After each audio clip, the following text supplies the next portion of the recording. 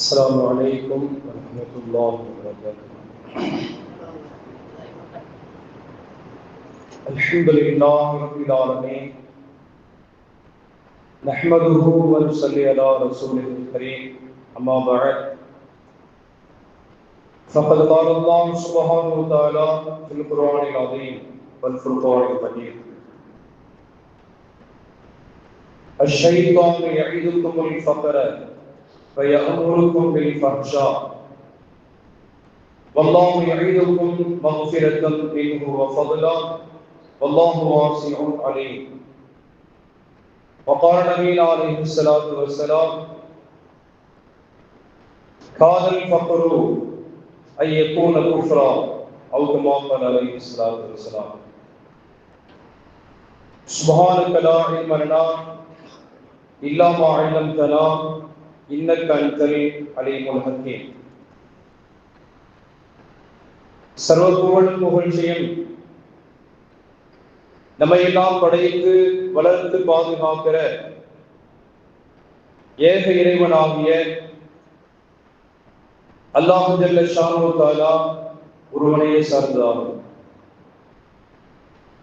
ஸலவாத்தும் ஸலாமும் நமது உயிரினும் மேலான கண்மணி நாயகம் ஸல்லல்லாஹு அலைஹி வஸல்லம் அன்னவர்கள் மீதும் அன்னவர்களின் பரிசுத்தமான குடும்பத்தார்கள், உத்தம சத்திய சஹாபாக்கள், தாபிஈன்கள், தபஅ தாபிஈன்கள், அக்தாபுகள், அவுலியாக்கள், நாதாக்கள், நல்லோர்கள் மற்றும் உண்டான நம் அனைவர்கள் மீதும் அல்லாஹ்வுடைய கருணையும் சாந்தியும் என்றென்றும் நின்று நிலவட்டுமாகும்.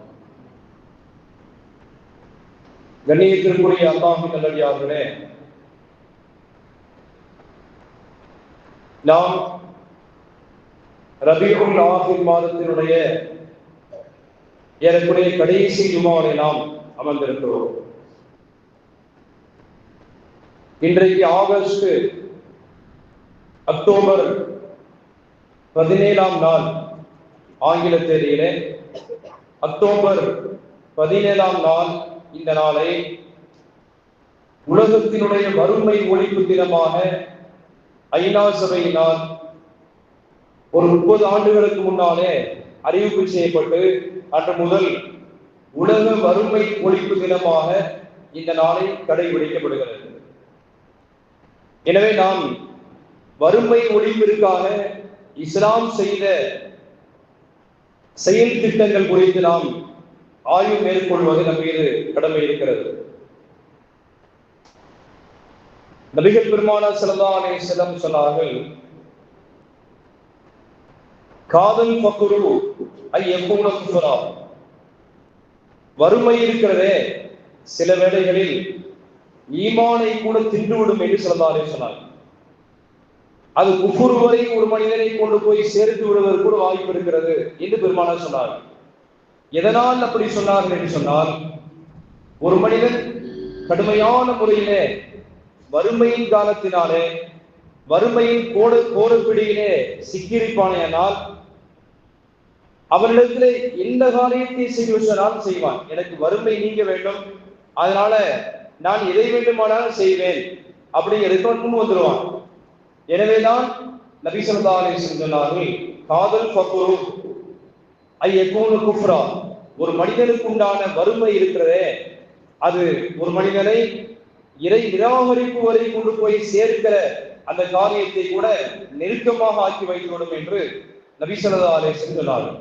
எனவே இன்றைக்கு உலகத்திலே வறுமை ஒழிப்பு தினமாக கடைபிடிக்கப்படுகிற இந்த நாளிலே இஸ்லாம் வறுமை கோட்டிற்கு உட்பட வாழ்ந்த மக்களை எவ்வாறு சட்டத்திட்டங்களை வகுத்து கொடுத்து இஸ்லாத்துடைய சட்டத்திட்டத்தின் பிரகாரம் நெறிமுறைகளை தந்து வறுமையை ஒழிப்பதற்கு இஸ்லாம் என்ன முயற்சிகளை மேற்கொண்டது என்பது சம்பந்தமாக நாம் ஆய்வு செய்ய கடமைப்பட்டிருக்கிறோம்.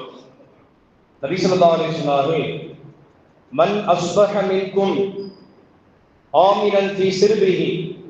உங்களில் யார் தன்னுடைய குடும்பத்தாரிடத்திலே அதிகாலை பொழுதை அடைகிற வேளையிலே குடும்பத்து அளவிலே மன நிம்மதி இருக்க வேண்டும். ஸல்லல்லாஹு அலைஹி வஸல்லம் நம்மிலே கணவன், மனைவி, பிள்ளை குட்டிகள் இப்படி என்று ஒரு 4-5 பேர் ஒரு 10 பேர் இருக்கிறாங்க ஒரு குடும்பத்துல என்று வைத்துக் கொண்டாலும் கூட, குடும்பத்துல யாருக்காவது ஏதேனும் ஒரு பிரச்சனை சொன்னால் எல்லோருக்குமே மன நிம்மதி இல்லாமல் போயிடும். ஏதாவது ஒரு குழந்தைக்கு உடல்நிலை சரியில்லை என்றாலோ அல்லது அவர் மனநிலை பாதிக்கப்பட்டவராக இருக்கிறார் சொன்னாலோ அதிகாலை பொழுது விடியும் பொழுதே அவர் குறித்த சிந்தனை தான் நம்முடைய உள்ளத்திலே எழுந்து ஓடுகிற காட்சியை பார்க்கிறோம். எனவே ஸல்லல்லாஹு அலைஹி வஸல்லம் அதிகாலை பொழுதிலே நீங்கள் விடுகிற வேளையிலே ஆமிரன் ஃபீ சிர்பிஹி, குடும்பத்தை பற்றி எந்த கவலையும் இல்லாமல் ஒரு மனிதர் அதிகாலை நேரத்தை அடைகிறார். அதே போன்று முஆஃபன் ஃபீ ஜஸதிஹி, உடலிலே எந்தவிதமான நோய் நொடிகள் இல்லாத நிலையிலே அதிகாலை நேரத்தை அடைகிறார். இரவுல நல்லாத்தான் படுத்தார், அதிகாலையில அவரை மருத்துவமனையை சேர்க்கிற மாதிரி ஆய்வு செய்கிற தன்மை இருப்பமையானால் அல்லாஹ் பாதுகாக்க வேண்டும். இந்த தன்மை இல்லாமல் இருக்க வேண்டும். இரவுல நல்லா படுத்திருந்தாரு, காலையில் எழுந்திருக்கிற வேளையிலே அவருடைய உயிர் இல்லை அப்படிங்கிற தகவல் தான் எத்தனை கேள்விப்படுகிறோமே. இது மாதிரியான நிலைமை இல்லாமல் உடல் ஆரோக்கியத்தோடு அதிகாலையை சந்திக்கிறார். இரண்டாவது விஷயத்தை ஸல்லல்லாஹு அலைஹி வஸல்லம். மூணாவதாக வகூது இந்தஹு கூது யௌமிஹி, அவருக்கு அன்றைக்கு தேவையான உணவு இருக்கிறது. ஸல்லல்லாஹு அலைஹி வஸல்லம் நம்ம இன்னைக்கு அதிகாலை பொழுதை அடைந்தால் இன்று காலை மதியம் இரவுக்கான இன்றைய நம்முடைய வயிற்று பசியை போக்கக்கூடிய வகையிலே இன்னைக்கு தேவையான உணவுக்கு நம்ம என்ன செய்வோமோ அப்படிங்கிற பயம் இல்லாமல் அதிகாலையை அடைகிறார் என்று சொன்னால் பெருமானார் சொன்னார்கள்,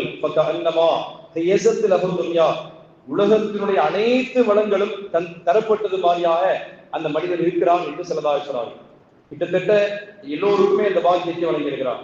இந்த ஹதீஸ்ல வரும்படியான குடும்பத்திலே இந்த பிரச்சனை இல்லாத நிலைமை, அவர் கடனோ அல்லது வேற ஏதாவது ஒரு பயமோ எதிரிகளை பற்றி உண்டான அச்சமோ இருக்கக்கூடாது.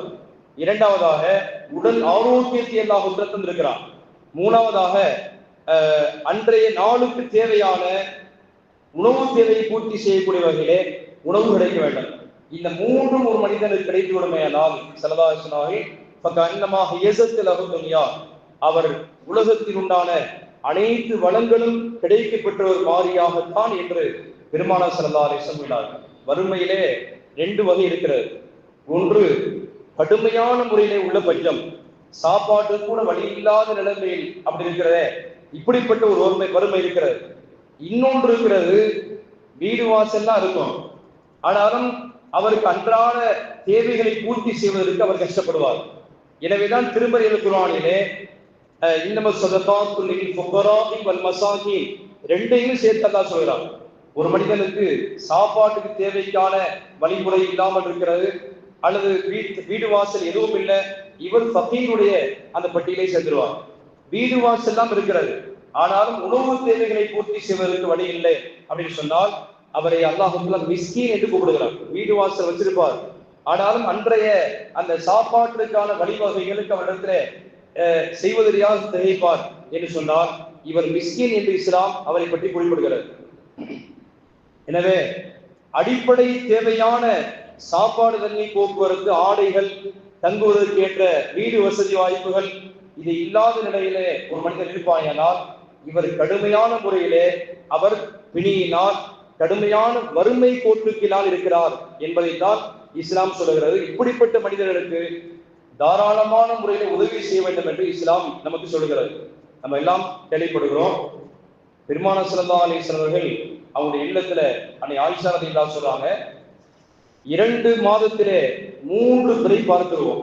எங்க குடும்பத்துல 2 மாதங்களிலே அந்த மாதத்தினுடைய முதல் பிறை அப்படின்னு வச்சுக்கிறோம், அந்த மாதத்தினுடைய கடைசி பிறை, அதாவது அடுத்த மாதத்தினுடைய அந்த ஆரம்ப பிறை, ஒரு மாதத்தினுடைய ஆரம்ப பிறை, பிறகு 2ஆம் மாதத்திற்கான ஆரம்ப பிறை, 3ஆவது மாதத்தினுடைய பிறை, ஆக மொத்தத்துல இந்த 2 மாதங்களிலே 3 பிறை பார்த்து விடுவோம்.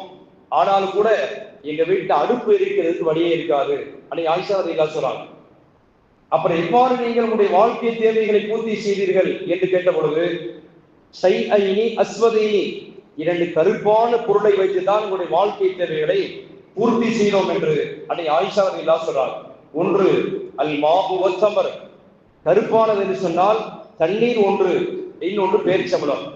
சில வேளைகளிலே பசித்திருக்கிற அப்படியான வேளையிலே சாப்பாடு கிடைக்காது. நபி ஸல்லல்லாஹு அலைஹி வஸல்லம் ஏதாவது சாப்பிடுறதுக்கு வழி இருக்கிறதா என்று பெருமானார் வீட்டில கேட்டு வருவாங்க. நான் யாரும் சொல்லலாம் சாப்பிடுறதுக்கு ஒண்ணுமே இல்லைன்னு சொல்லுவேன். ஈருலகத்துறை சரதார் நாயகம் ஸல்லல்லாஹு அலைஹி வஸல்லம் உலக மக்களிலே உள்ள எல்லா முஸ்லிம்களுடைய வீட்டிலையும் விருந்தளிப்பதற்கு உண்டான வாய்ப்புகள் கிடைத்தால் பெருமானார் ஸல்லல்லாஹு அலைஹி வஸல்லமுக்கு ஒவ்வொரு முஸ்லிம்களுடைய வீட்டிலையும் ஒரு நாளைக்கு ஒரு வேளை தான் கிடைக்கும். அவ்வளவு இஸ்லாமிய தொகை இருக்கிறது. பெருமானார் எங்க வீட்டை ஒரு நேரம் சாப்பிட்டா கூட போதும் அப்படிங்கிற மாதிரி முகப்பத்து உள்ள 200 கோடி முஸ்லிம்கள் இருக்கிறார்கள். எங்க நாயகம் எங்க வீட்டுல வந்து ஒரு நாளைக்கு கையை நடிச்சிட்டு போலாமே அப்படிங்கிற மாதிரி சிந்தனை உள்ள முஸ்லிம்கள் இருக்கிறார்கள். அப்படி ஒருவேளை ரசூல் ஸல்லல்லாஹு அலைஹி வஸல்லம் உலகத்தில் உள்ள எல்லா முஸ்லிம்களுடைய வீட்டிலையும் உணவிற்காக விருந்துக்கு வருவாங்க. ஆனால் அவங்களுக்கு ஒவ்வொரு வீட்டுக்கும் ஒரு நேர உணவுக்குத்தான் வாய்ப்பு கிடைக்கும். எங்க வீட்டுல ஒரு மாசம் தங்க கேட்டா இல்ல அடுத்த வீட்டுல கூப்பிடுவாங்க அப்படிங்கிற அளவுக்கு போயிடலாம். ஆனால் நபி ஸல்லல்லாஹு அலைஹி வஸல்லம் இப்படிப்பட்ட பெருமானார் வறுமையை ஏற்றிருந்தார்கள். வறுமையினுடைய வாழ்க்கையை தான் விரும்பினார்கள். ஆனாலும் பிறர்களுக்கு வறுமையை போக்குவதற்கான எல்லா விதமான வழிவகைகளையும் பெருமானார் ஸல்லல்லாஹு அலைஹி வஸல்லம் செய்து கொடுத்த மிக புண்ணியவானாக இந்த உலகத்தில் வாழ்ந்த ஒரு தீர்க்க தரிசியாக பெருமானார் ஸல்லல்லாஹு அலைஹி வஸல்லம் இருக்கிறார். தான் வறுமைக்கு பழகி கொண்டார்கள். தன்னுடைய குடும்பத்தையும் வறுமையின் அந்த கோரப்பிடியிலே பழக்க வைத்தார்கள். நம்ம எல்லாம் கேள்விப்படுகிறோம். அன்னை ஃபாத்திமா ரலியல்லாஹு அன்ஹா பெருமானார் ஸல்லல்லாஹு அலைஹி வஸல்லம் ஈரல் குலை துண்டாக இருக்கிற என்னுடைய எனது ஈரல் குலை துண்டு என் மகள் ஃபாத்திமா என்று பெருமானார் புகழ்ந்து சொன்னார். அப்பேற்பட்ட அன்னை ஃபாத்திமா ரலியல்லாஹு அன்ஹா கடுமையான அந்த பசியினுடைய கோரப்படியினாலே வறுமையின் தாண்டவத்தினாலே சிக்குண்டிருந்தார்கள். அலி ரலியல்லாஹு அன்ஹு கேட்டாங்க, ஃபாத்திமாவே ரொம்ப கஷ்டமான நிலைமையா இருக்கிறது, உன்னுடைய குடும்பத்திலே வேலை செய்வதற்கு யாராவது ஒத்துழைப்பு செய்யக்கூடிய அடிமைகள் கிடைத்தால் அதை வாங்கிட்டு வாங்கல அப்படின்னு அலி ரலியல்லாஹு அன்ஹு பெருமானார் இடத்துல அனுப்பி வைத்தார்கள். அன்னை ஃபாத்திமா ரலியல்லாஹு அன்ஹா வந்துட்டு போனாங்க. அப்பொழுது பெருமானார் வீட்டுல இல்லை.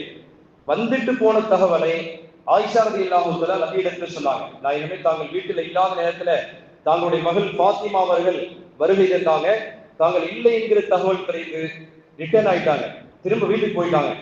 பிறகு நடுநிசி நேரத்திலே ரசூல் ஸல்லல்லாஹு அலைஹி வஸல்லம் வருகைக்கான எனது ஆறுயிர் மகள் வருகைக்கான காரணம் என்ன என்று தெரியலையே என்று பெருமானார் அந்த இரவு நேரத்தில் கூட வீட்டினுடைய கதவை சென்று தட்டி வீட்டுக்குள்ளானே சென்று மருமனார் அலி ரலியல்லாஹு அன்ஹு அவர்களுக்கும் அன்னை ஃபாத்திமா ரலியல்லாஹு அன்ஹாவுக்கும் இடையில போய் அமர்ந்து கொண்டார். ஃபாத்திமா என்ன நோக்கத்திற்காக வந்தாயின்னு கேட்டார். யார சொல்லுதா, எனது அருமை தந்தை, எல்லாருக்கும் கனிமத்தாக போரிடை கிடைத்த அடிமைகளை ஒவ்வொருத்தருக்கும் பங்கீடு செய்து கொடுத்ததாக கேள்விப்பட்டேன். எனவே என்னுடைய கணவர் அடியவர்கள் அனுப்பி வைத்தார்கள். எனக்கு ஒரு ஒத்துழைப்பு செய்யக்கூடிய என்னுடைய பணிகளிலே வீட்டினுடைய வேலைகளிலே ஒத்துழைப்பு செய்யக்கூடிய ஒரு பணியாளை தர முடியுமா என்று கேட்டுவா என்று என்னுடைய கணவர் அனுப்பி வைத்தார். ஸல்லல்லாஹு அலைஹி வஸல்லம் வேண்டாமா அந்த வாழ்க்கைட்டான். நாயகம் ஸல்லல்லாஹு அலைஹி வஸல்லம் சொன்னார்கள், எனதருமை மகள் ஃபாத்திமாவே, நீ வறுமைக்கு பழகி கொள்ளமா, நான் ஒரு தஸ்பீஹ் ஒன்றை சொல்லிக் கொடுக்கிறேன், அது போதும், நீ இந்த அடிமை வைத்துக்கிற அளவுக்கு பெரிய வாழ்க்கையில வாழ வேண்டாம் என்று வறுமை கோட்டுக்குள்ளாலே தான் நீ வாழ வேண்டும் என்பதை அவர்களுக்கு பழக்கப்படுத்தினார்கள். வறுமையை ஏற்றுக்கொள் என்று சொல்லி காட்டினார்கள். சுப்ஹானல்லாஹ் 33 எடுத்து ஓதிக்கொள், அல்ஹம்துலில்லாஹ் 33 தடவை ஓதிக்கொள், அல்லாஹு அக்பர் 34 தடவை ஓதிக்கொண்டு இந்த கையில ஓதி இரவிலே படுக்கிற வேளையிலே தலை முதல் கால் வரை தடவி கொண்டு நீ படுப்பாயானால் பகல் முழுக்க நீ தனியாக யாராவது பணிகளுக்கு ஒத்தாசை செய்யாமல் ஒத்துழைப்பு செய்யாமல் நீ தனியாளா இருந்து கஷ்டப்பட்டதற்கான அதனால் ஏற்பட்ட உடல் சடைவுகள் இருக்கிறதே, இது அனைத்துமே அல்லாஹ் இந்த தஸ்பீஹை நீக்கி வைக்கிறான் என்று பணியால் கேட்டு வந்த தன்னுடைய மகளுக்கு கூட வறுமைக்கு பழக்கப்படுத்தினார் என்பதை ஹதீஸ்களை பார்க்கிறோம். தான் வறுமையை ஏற்று எனது உம்மத் என்னுடைய சமுதாயம் அவர்கள் செழிப்பாக இருக்க வேண்டும் என்பதை ரசூல் ஸல்லல்லாஹு அலைஹி வஸல்லம் ரொம்ப ரொம்ப விரும்பினார் என்பதை ஹதீஸ்களை பார்க்கிறோம். பெருமானார் ஸல்லல்லாஹு அலைஹி வஸல்லம் மனைவிமார்கள் அன்றைக்கு ஏறக்குறைய 9 மனைவிமார்கள் ஹயாத்தார்கள். அதிலே நம்முடைய நினைவிலே இருக்கக்கூடிய அன்னை ஆயிஷா ரலியல்லாஹு அன்ஹா, அன்னை ஹப்ஸா ரலியல்லாஹு அன்ஹா, உமர் ரலியல்லாஹு மக அவங்க சௌதா ரலியல்லாஹு அன்ஹா அவர்கள், ஸைனப் பின்த் ஜஹ்ஷ், ஸைனப் பின்த் ஹுஸைமா என்கிற 2 மனைவிமார்கள், இப்படி ஜுபைரியா ரலியல்லாஹு அன்ஹா ஏறக்குறைய 9 மனைவிமார்கள் பெருமானார் ஸல்லல்லாஹு அலைஹி வஸல்லம் கொடுக்கிற சொற்பமான அந்த தொகையை கொண்டு தங்களுடைய வாழ்க்கை தேவைகளை பூர்த்தி செய்ய முடியாமல் தத்தளித்தார்கள், தடுமாறினார்கள். ஒரு கட்டத்துல பெருமானார் ஸல்லல்லாஹு அலைஹி வஸல்லம் இடத்திலே போர் கொடி தூக்கினார்கள். நாயகமே, தாங்கள் கொடுக்கிற அந்த குடும்பத்திற்கான செலவினங்கள் எங்களுக்கு போதியதாக இல்லை, எனவே கொஞ்சம் நீங்க தாங்கள் கூடுதலாக வழங்க வேண்டும் என்று வாழ்வாதாரத்திற்கான தேவைக்காக தன்னுடைய குடும்பத்தார்கள் எல்லாம், மனைவிமார்கள் எல்லாம் சேர்ந்து பெருமானாரிடத்திலே போர் கொடி தூக்குகிறார். ரசூல் ஸல்லல்லாஹு அலைஹி வஸல்லம் ஒரு மாத காலம் வரைக்கும் ஒரு இடத்துல இருந்து நான் யார்கிட்ட பேச மாட்டேன்னு சொல்லிட்டாங்க. அரபில் இதற்கு பெயர் ஈலா செய்வது என்று பெயர். இது தலாக்குடைய வகை அல்ல, அதே போன்று ஹுலாவுடைய வகையில் சார்ந்தது அல்ல. ஈலா என்பது மனைவியிடத்திலிருந்து விலகி கொள்வது. ஒரு மாத காலத்துக்கு நான் யாரிடத்திலையும் பேச மாட்டேன் என்று நபி ஸல்லல்லாஹு அலைஹி வஸல்லம் அந்த நேரத்துல ஒரு மாத காலங்கள் வரை மனைவிமாரிடத்திலே பேசாம இருந்தாங்க. அதாவது நீங்கள் கொடுக்கக்கூடிய செலவினங்கள் நாங்கள் குடும்பம் நடத்துகிற அளவுக்கு போதுமானதாக இல்லை என்று அன்னை ஆயிஷா ரலியல்லாஹு அன்ஹா முதல் கொண்டு அத்துணை மனைவிமார்களுமே பெருமானாரிடத்திலே போர் கொடி தூக்கினார்கள்.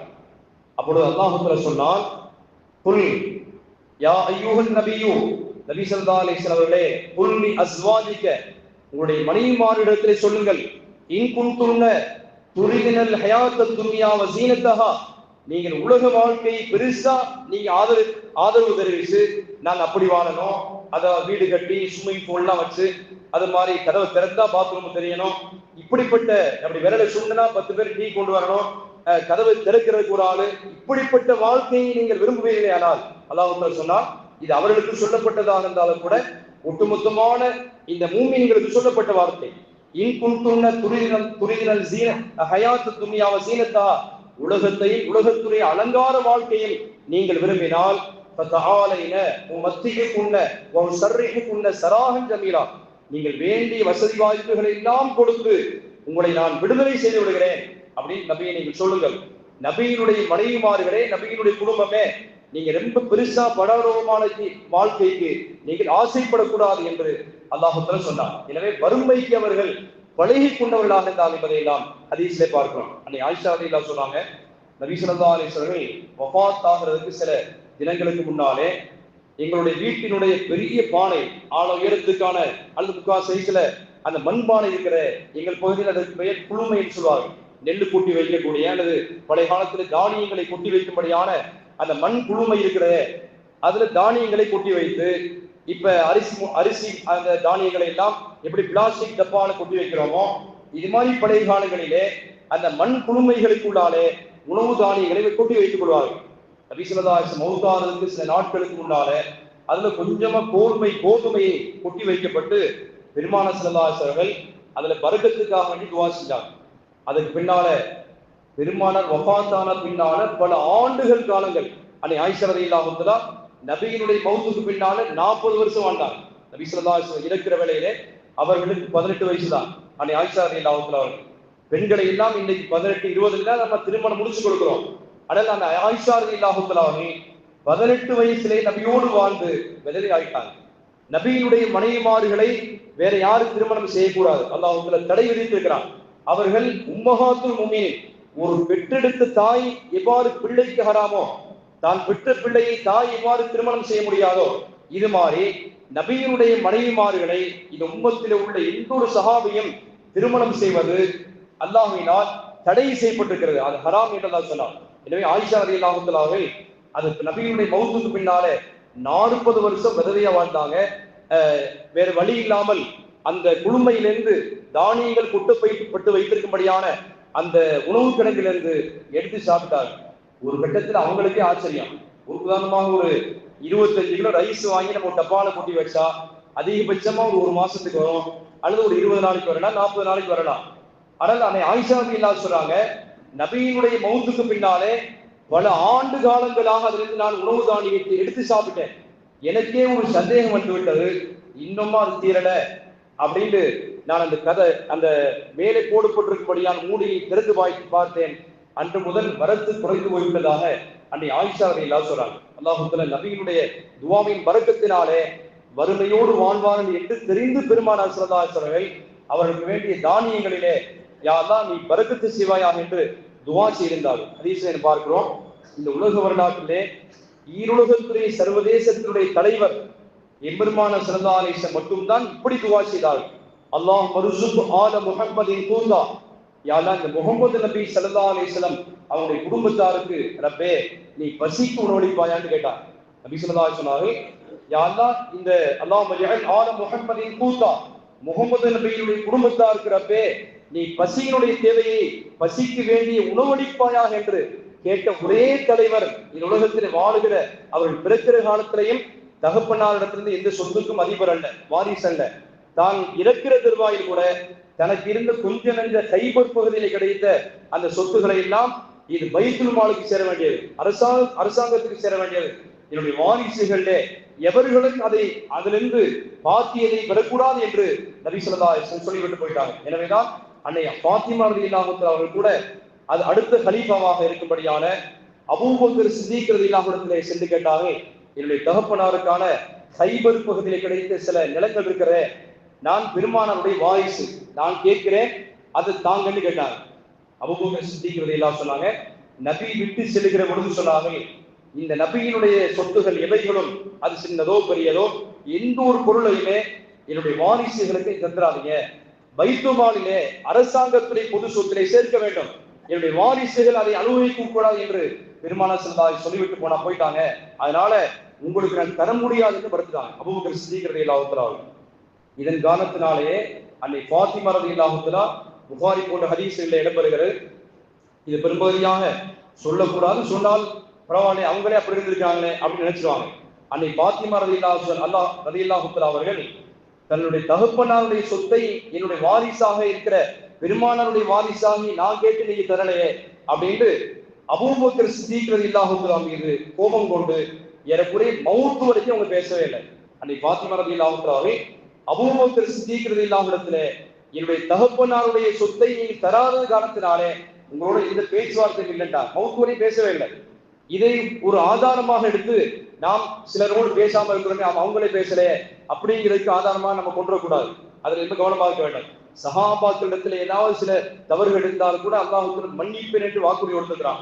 அந்த வாக்குறுதி நமக்கு இல்லை. எனவே சஹாபாக்களிடத்தில் உள்ள குறைகளை நாம் குறை கண்ணோட்டத்தோடு பார்க்காமல் அவங்க வாழ்க்கையில் எப்படி நடந்திருக்குது என்று அதை கேசுவலாக கடந்து போகக்கூடிய பண்பை நாம் எடுத்துக்கொள்ள வேண்டுமே தவிர அவர்களிடத்தில் உள்ள நல்ல தன்மைகளுக்கு தான் நமக்கு முன்மாதிரியாக இருக்கிறதையுடைய கெட்ட தன்மைகள் ஏதாவது இருக்குமேனால் அது மன்னிப்பான் அல்லாஹ் என்பதை திருமறை அல்-குர்ஆன் நமக்கு சுட்டி காட்டுகிறது. இப்படி தன்னுடைய குடும்பத்தாக அனைவருமே வறுமைக்கு பழகி கொடுத்த பெருமானார் ஸல்லல்லாஹு அலைஹி வஸல்லம் ஒரு கட்டத்தில் துஆ செஞ்சாங்க, அல்லாஹும்ம இன்னா நஸ்அலுக்கல் ஹுதா வத்துகா வல் அஃபாஃப வல் கினா.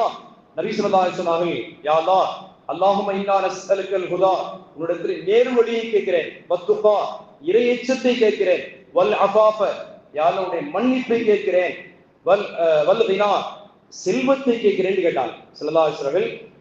யா அல்லாஹ் இந்த உம்மத்துக்கு செல்வ செழிப்புகளையும் யா அல்லாஹ் வாழ்வாதாரத்துறை செழிப்புகளையும் தருவாயாக என்று நபி ஸல்லல்லாஹு அலைஹி வஸல்லம் கேட்டாங்க. எனவேதான் வறுமை கோரப்பிடியிலே பீடிக்கப்பட்டிருந்த இந்த சமுதாயத்தை தான் வாழ்ந்து இறக்கிற தருவாயிலே மதீனாவிலே ஒரு ஓலை குடிசை கூட இல்லாத அளவுக்கு நபி ஸல்லல்லாஹு அலைஹி வஸல்லம் அத்துணை மதீனாவிலே உள்ள பெருமானார் இறக்கிற தருவாயிலே மதீனாவிலே எந்த ஒரு ஓலை குடிசை வீடுகளுமே இல்லை, அனைத்தும் மாடி வீடாக அளவுக்கு நிலைமைகள் தலைகீழாக மாற்றப்பட்டது என்பதை நாம் பார்க்கிறோம். நபிமார்களுக்கான பணி அல்லாஹ் தஆலா ஹதீஸ்களே குர்ஆனுடைய வசனங்களிலே பார்க்கிறோம்.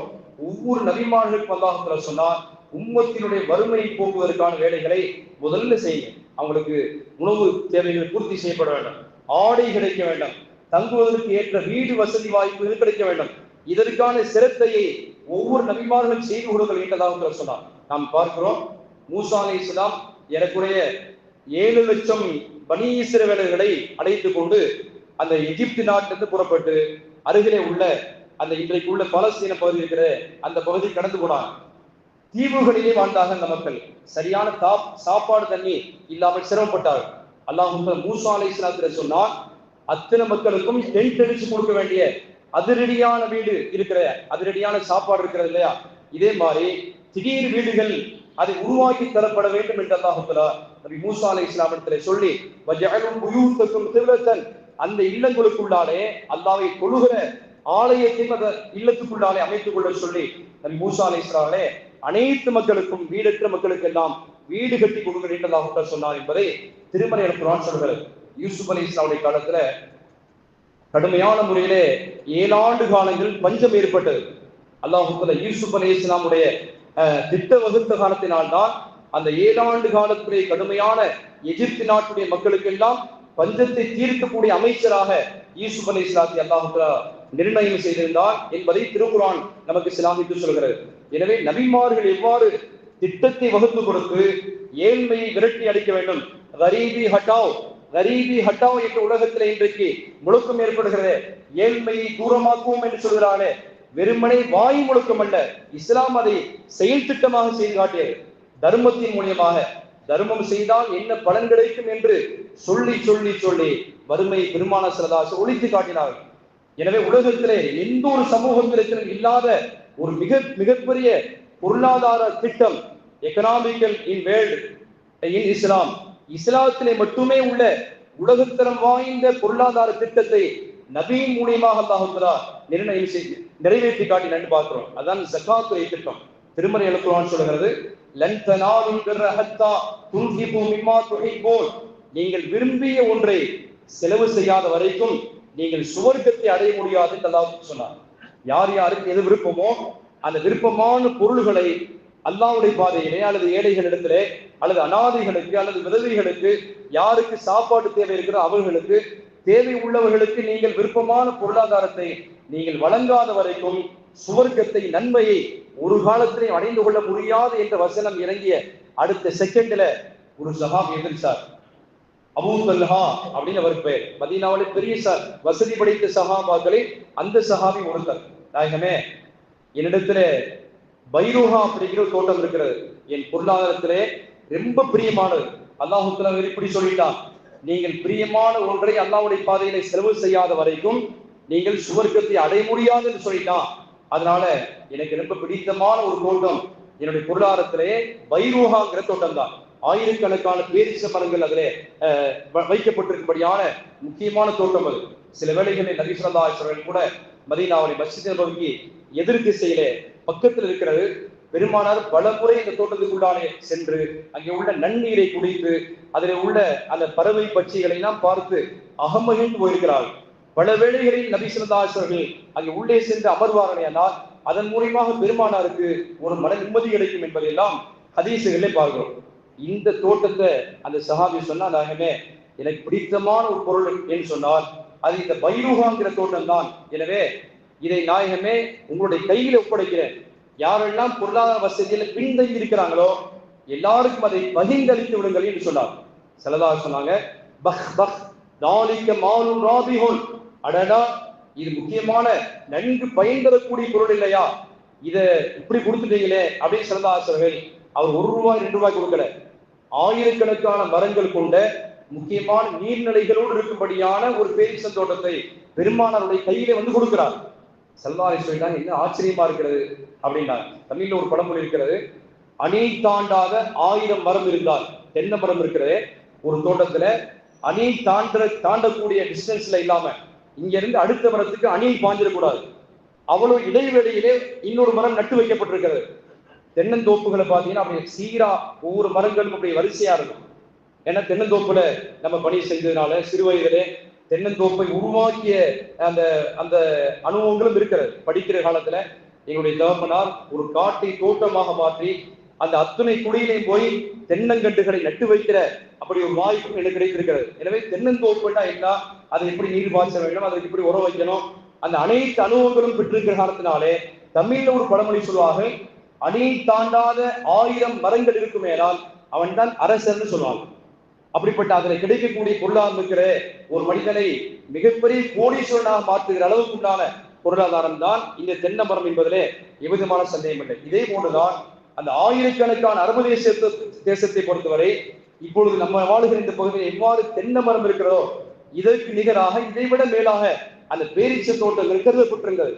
அந்த ஆயிரக்கணக்கான மரங்கள் கொண்ட அந்த தோட்டத்தை நபியினுடைய கையிலே அர்ப்பணிப்பு செய்தார்.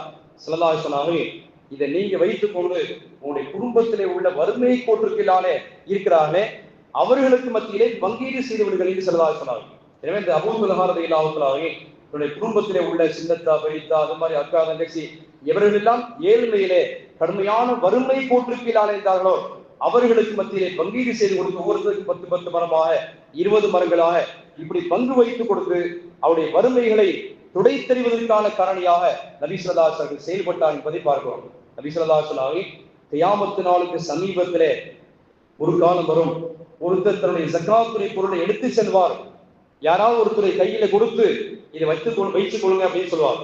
அவர் சொல்லுவாரு, இன்றைக்கு எனக்கு பலாஹாஜத்திலி பம்மல் யௌம பலாஹாஜத்திலி, உங்களுடைய பொருளாதாரம் இன்றைக்கு எனக்கு தேவையில்லை, நான் உங்களை மாதிரி பெரிய கோடீஸ்வரனா இருக்கிறேன் இது வாங்க மறுத்து திரும்ப அனுப்பி விடுவார்.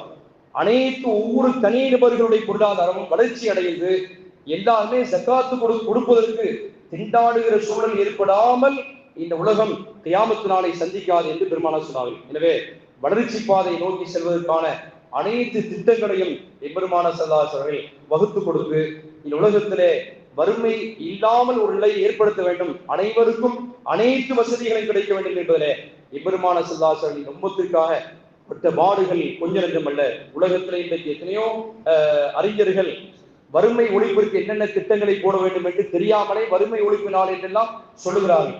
ஆனால் இஸ்லாம் சொல்லித் தருகிற பொருளாதார அமைப்பு இருக்கிற வறுமை ஒழித்து செழுமை ஏற்படுத்துகிற அனைத்து விதமான வழிகளையும் நமக்கு சொல்லித் தந்திருக்கிறது. அல்லாஹ் சுப்ஹானஹு வ தஆலா முழு உலகத்திற்கும் அனைத்து விதமான மக்களுக்கும் சாப்பாடு, தண்ணீர், போக்குவரத்து, அது மாதிரி நல்ல ஆடைகள், நல்ல வீடு வசதி வாய்ப்புகள் கிடைத்து நிம்மதியாக இந்த உலகத்திலையும் மறு உலகத்திலே சுவர்க்கத்திலும் நிம்மதியாக வாழக்கூடிய நற்பாக்கியத்தை அல்லாஹ் நம் அனைவருக்கும் வழங்கி அல்வானாக. வாஹிர் தஅவானா அல்ஹம்துலில்லாஹி ரப்பில் ஆலமீன். அஸ்ஸலாம்.